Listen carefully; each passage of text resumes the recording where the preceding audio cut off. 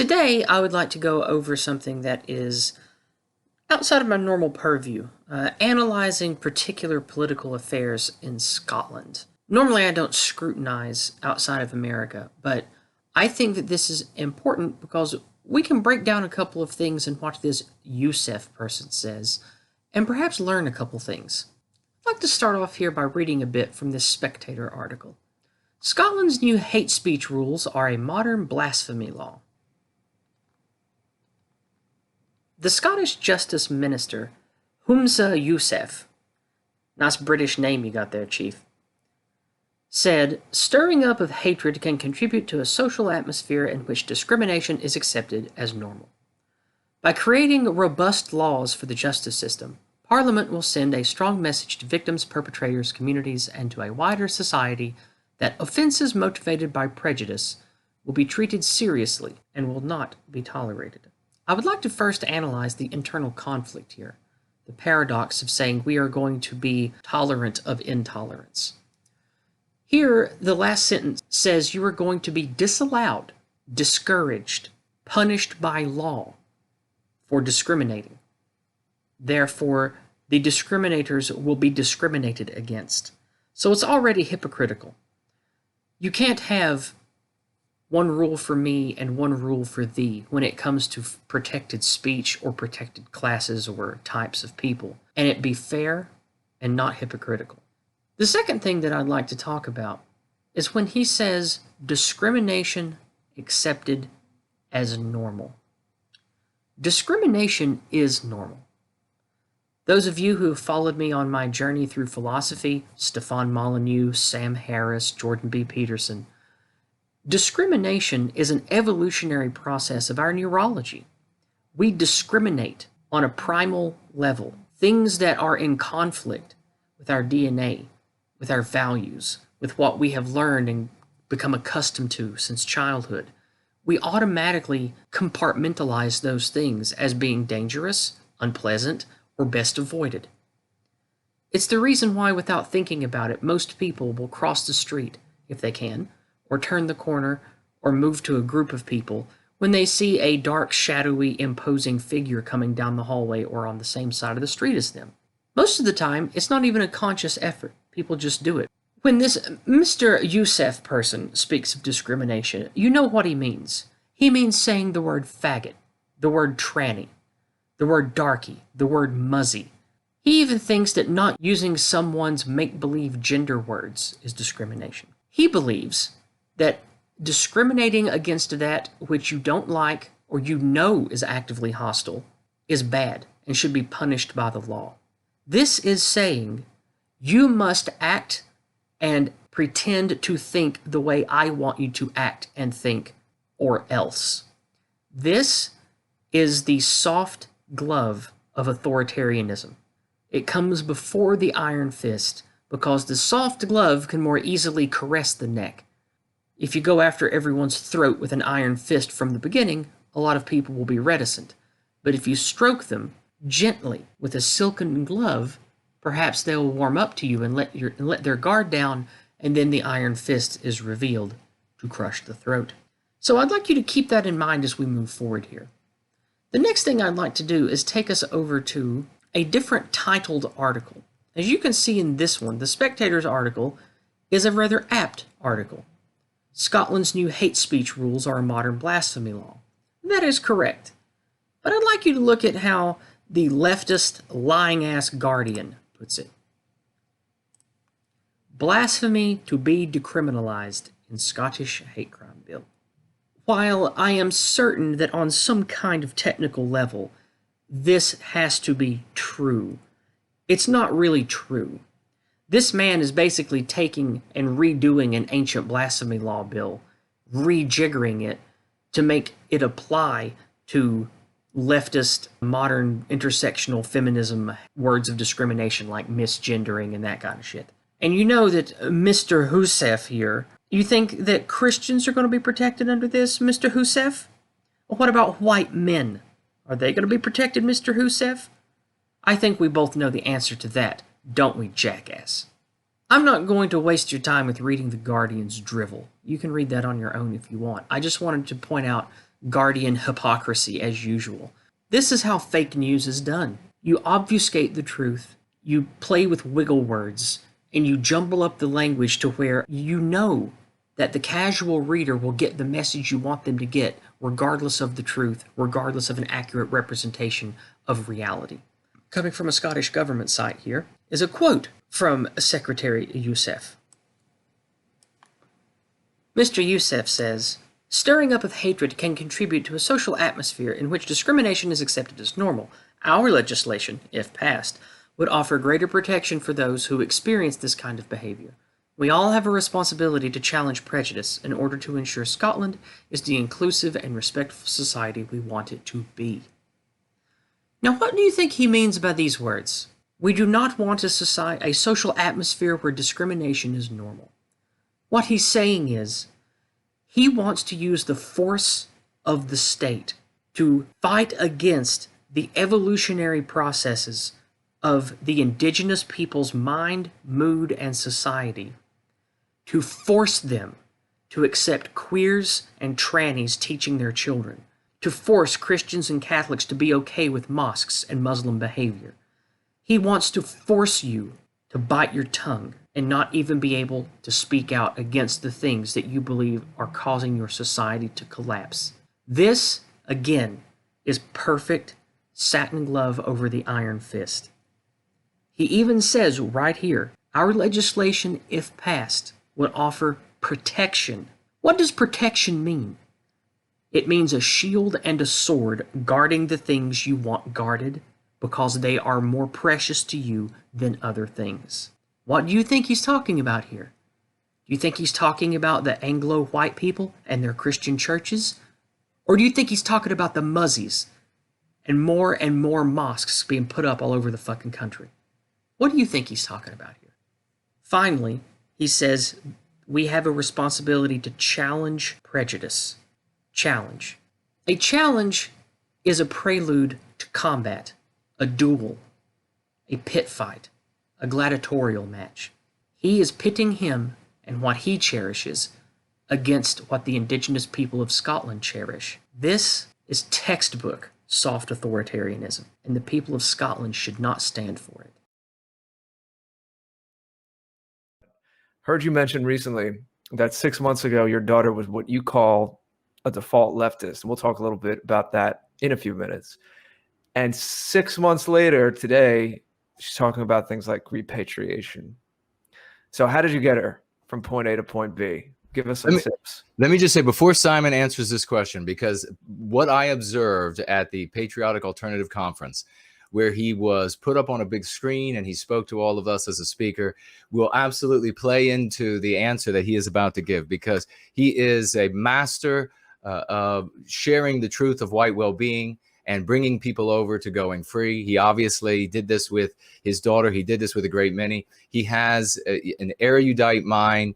He is level-headed, sang-froid, if you will, when he speaks, and very enjoyable. Everybody loved Simon when he spoke at the conference. And I mean, the fact that he wasn't actually physically present, but he was just digitally present. He was visually plastered up on the screen, and yet it was still enough for everybody to be enthralled by what he had to say. Everybody was, including myself, on the edge of our seats as we listened to the information that he had to share. So it is a great pleasure to have been able to, in a way, share a lectern with Simon, even though it was digitally, thanks to the white man's technology.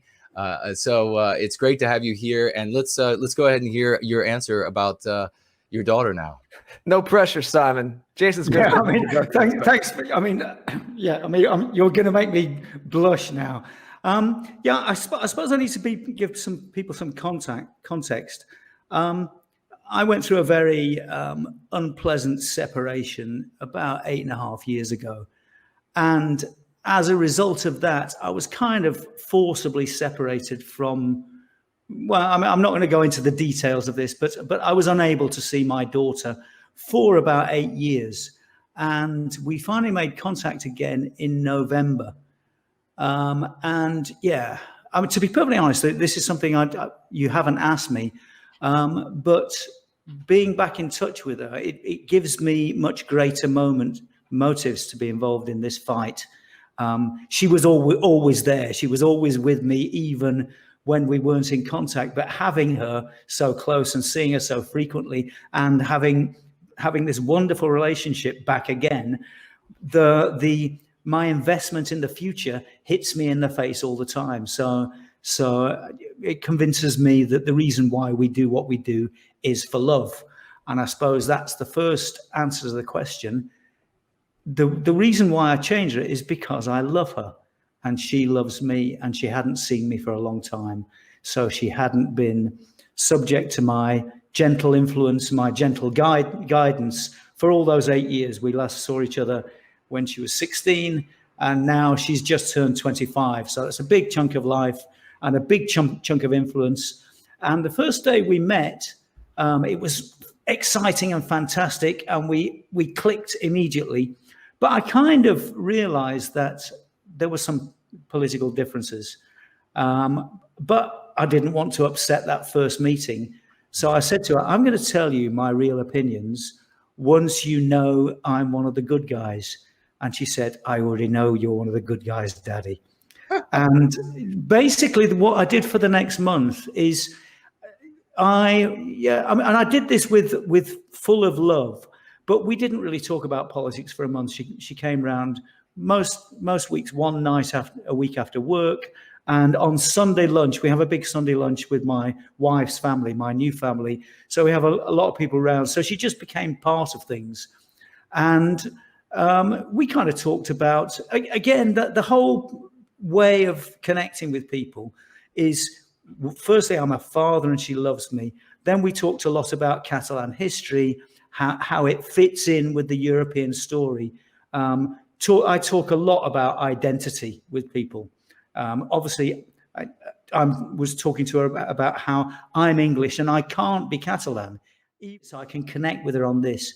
And then one night, I don't know what came into me, but one night she came round after work and I just decided, okay, I'm going to go for it big style now. It just, but also the important thing is when you have a close relationship and you know somebody's going to come back, then you have a lot more leeway. Red pilling somebody like that is very different. Somebody you meet in a bar it needs to be a red pill in a certain kind of way. My daughter is my daughter. She's always going to come back. She might say, "Oh, Daddy, don't be ridiculous," but I'm always going to have another chance. So I hit her really hard with this, and I mean, she was shocked, and I accompanied her to the bus to get home. And she was barely speaking to me. Then on Sunday, she stood us up for Sunday lunch without warning. And, imagine I'd not seen her for 8 years. And I thought, how have you blown this? But we kind of maintained WhatsApp contact. And luckily, the next weekend was her 25th birthday. And so we'd organized a little bit of a family party. And she came, and we didn't speak about it again until Christmas. But obviously, she thought about it, and we didn't touch the subject. And then we had the kind of Christmas festivities. And as we were saying before the show, I'm a very enthusiastic cook, and I do. We have a nice flat. My wife is a wonderful host, a lovely sociable person, and I'm a good cook and a grumpy polemicizer, and we're a great combination. I'm very, very happy. We've got a symbiotic relationship. After quarantine's over, we're having a dinner party at Simon's. Yeah. I mean, come round. And round our house, everybody knows you can say anything you like. But I have this, and my daughter's, she's very bright, and she knows me. And she's kind of watch this, and then every now and again I'll kind of draw often with a knife in my hand as I'm about to carve something. I'll draw the table together and come up to some kind of conclusion along the lines of, say, the patriotic alternative policy for repatriation. Okay, this is why we need repatriation, and this is why it will work, and and go through a policy statement. And then get on with the food. And My daughter had been completely silent for this, except one time. She looked at me as I started one of these things. She rolled her eyes at me and she turned to my wife's niece, who is now her new cousin. It's very a happy situation. And she said, I know every damn argument he's got. Isn't he boring? And both of them laughed as the older people kind of lapped it up. And then a little bit later, then in January, my wife was away for the weekend, but we had our Sunday dinner anyway. So she came round and we had a chance for a much longer talk about, we generally talk about what she's doing, what her life is. It's not politics all the time, but we had a whole day on our own together. And we got onto the subject of, who relationships. And she said things like, to be perfectly honest, Daddy, I'd never really thought about it before, but, I wouldn't have a foreign boyfriend anyway. I'd kind of like an English boyfriend. I'd like an English boyfriend because she thinks it's cool to be. She likes her English side. I was going to ask if she had an interest in her English side through you. Oh yeah. She's really, really pleased to get back in touch with it. And she also said, yeah, and I kind of agree with repatriation. It does make sense because Catalonia has to be for the Catalans, and we are special. And I'd done it in a very easy way. But she did say to me that you can be a little bit extreme, though, can't you? So then I pointed out to her that, okay, the reason why I do this, and because I'm pushing the Overton window. I don't know if you're familiar. I was a teacher for many years. I don't know whether you are familiar with Vygotsky's law of proximal development. Okay, this is my degree is in psychology as well. So I studied psychology, Vygotsky at university, and then when I came to teach English, the whole trick with teaching people anything is always set the level just above their competence level. So that's the same with language. It's the same with pretty much anything. And it's the same with radical politics. So just push it. And this is what the left does all the time. That's how I got into streaming. Well, I felt like I was in over my head at first. Well, I still do, to be honest. Don't be ridiculous, Jared. You're one of the cracks of this community. No, that's basically the story, and that's what I do. So I red pilled my daughter and quite a lot of people. There was a beautiful moment actually where quite a right wing woman looked at me after one of my diatribes, which my daughter was groaning at, and she said this in Spanish. She said, "Simon, you love England, you love Catalonia, you love Spain. You're a good man." And it was one of those things where the message. It isn't a message of hate. It's because a lot of the time I'm talking about what we've got, why it's worth defending, why I love it, why am I here? I often say to them, look, I love this place as much as you do because I've made a positive choice to come from a country where I love and live here. I'm just as motivated as you for it not to be destroyed because I've made a conscious choice that I love it and I've fallen in love with it in the process. And these are the kind of conversations we have, and they all very, very easily lead in to red pilling moments. Does your daughter watch what you do? Might she be watching this stream ever? I doubt it. I tell her, she asks me, how long's the show? And when I say an hour and a half, 2 hours, she said, Daddy, you must be joking. I'm not going to watch that. I think she did. Well, tell her we make 10-minute clips too. Okay, I'll send her some of those. I might send her this because I've not told her story live before, so she might be quite pleased to hear this. Well, it's a heartening story, and there's definitely lessons there.